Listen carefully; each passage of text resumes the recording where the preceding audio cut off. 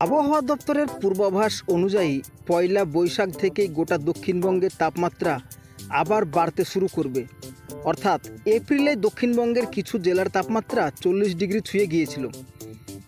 তবে শনিবার অর্থাৎ আজকে থেকে ফের তাপমাত্রা কিন্তু ঊর্ধ্বমুখী হচ্ছে। তবে আগামী কয়েক দিনে গোটা রাজ্যের তাপমাত্রা ব্যাপক হারে বাড়ার সম্ভাবনা থাকছে। দক্ষিণবঙ্গে 5 ডিগ্রি পর্যন্ত তাপমাত্রা বাড়তে পারে বলে জানাচ্ছে আলিপুর আবহাওয়া দপ্তর।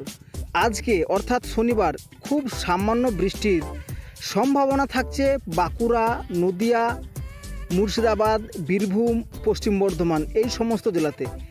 তবে হ্যাঁ, এই সমস্ত জেলাগুলিতে কিন্তু খুব হালকা পরিমাণে বৃষ্টির সম্ভাবনা রয়েছে, না হবার সম্ভাবনাটাই বেশি থাকছে। তবে আপাতত কলকাতার এবং কলকাতার আশেপাশের বেশ কিছু এলাকায় বৃষ্টিপাতের তেমন কোনো পূর্বাভাস থাকছে না। এবং আবহাওয়া দপ্তরের আরও পূর্বাভাস অনুযায়ী এপ্রিল মাসের তৃতীয় সপ্তাহে রাজ্যে একাধিক জেলায় তাপপ্রবাহ তৈরি হতে পারে। তবে তালিকায় থাকতে পারে বিশেষ করে পশ্চিমের একাধিক জেলা, এবং অস্বস্তিকর আবহাওয়া নাজেহাল হবে গোটা পশ্চিমের জেলার মানুষ।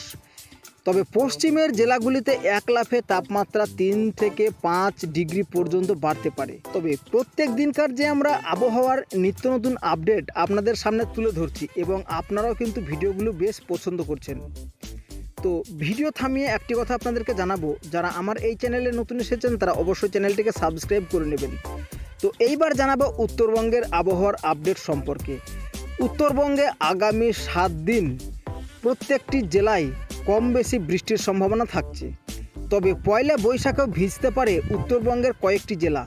তার মধ্যে বৃহস্পতিবার পর্যন্ত বৃষ্টির সম্ভাবনা রয়েছে শুধুমাত্র দার্জিলিং, জলপাইগুড়ি, কালিম্পং, আলিপুরদুয়ার, কোচবিহার, উত্তর এবং দক্ষিণ দিনাজপুরে। তবে তার মধ্যেও কিন্তু সামান্য একটু তাপমাত্রা বাড়তে পারে। তো ভিডিওর শেষে আপনাদেরকে আরও একটি কথা জানাতে চাই যে আপনারা কোন জেলা থেকে আমার এই ভিডিওটি দেখছেন। তো অবশ্যই কমেন্ট করে জানান যে কোন জেলা থেকে ভিডিওটি দেখছেন। তো ভিডিওটি এখানেই শেষ করছি। পরবর্তী আপডেট দেখার জন্য চ্যানেলটিকে সাবস্ক্রাইব করে রাখুন।